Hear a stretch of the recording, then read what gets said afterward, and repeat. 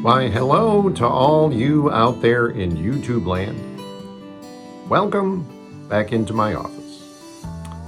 This is a place that to some might be a space of mystery. To others, this might be a place of clutter. Maybe to some of you, it might be a place full of oddities.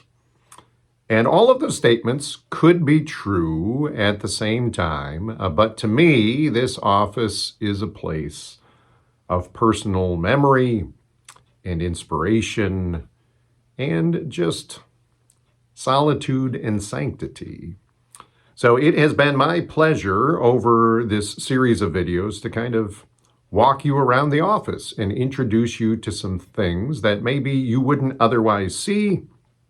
Maybe you have no knowledge about, maybe you've just never had the opportunity to ask about.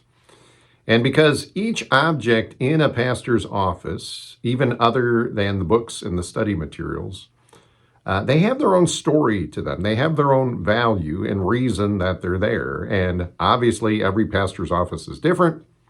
So this is my opportunity to give you a little bit of look into my office and some of the things that surround me and some of the things that mean something in the history of the ministry that I've been able to participate in.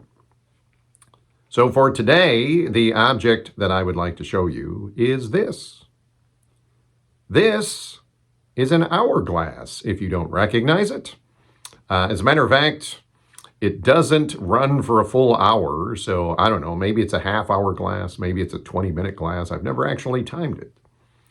But this was a gift that was given to me by a good friend. There is someone that I know who, right around Christmas time, tries to summarize the Christian year in sort of its personalness for that particular year, that particular season. And she's always looking for something that sort of means something and marks time in a particular way for things that we talked about, things that the church did together.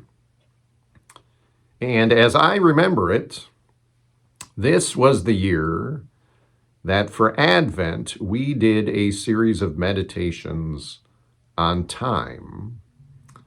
So the 4 Sundays of Advent leading up to Christmas, we sort of framed our discussion, our meditation, our worship around this idea from Psalm 90. Lord, teach us to number our days so that we might gain a heart of wisdom.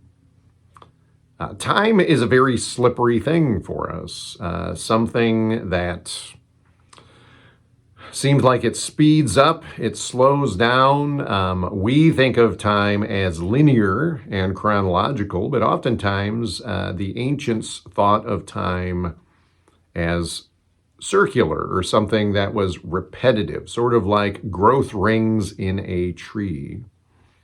So it's fascinating when you look at some of the passages on time, realizing that even the church year, seasons like Advent and Lent and those kinds of seasons, they are sort of outside of time, and yet they help us mark time in a very different way, in a more formative way.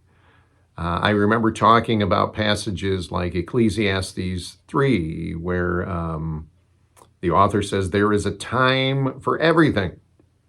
What does that actually mean? We looked at passages like from Isaiah and recognized how you can look forward in time and backward in time, and those both can help you live in the present moment.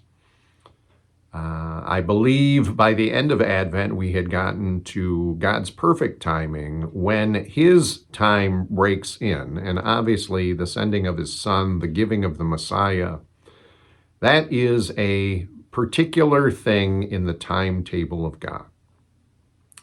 So my friend gave me this hourglass or half-hour glass or whatever it is, to help me remember time, and that particular time of the year when we reflected on the importance of time, the mystery of time, and just how time is used in our lives to intertwine us to one another and intertwine us with God. So that's a glimpse of the story behind my hourglass. There are lots of other things to look at in my office, lots of other things to see when you sort of look around and move around. If you're ever in here in person and you notice something, feel free to ask. But chances are, even if you never ask or if you never get a chance to come into my office, which you're always invited to do, I will keep introducing some things to us over time, continue these videos so that you too can get a better glimpse and hear some more of the stories of the mystery of ministry and the mystery of this particular office in this particular church. So until the next time, may you be well, may you be whole, and I look forward to seeing you again, whether it's on this side of the screen or in person on the other side.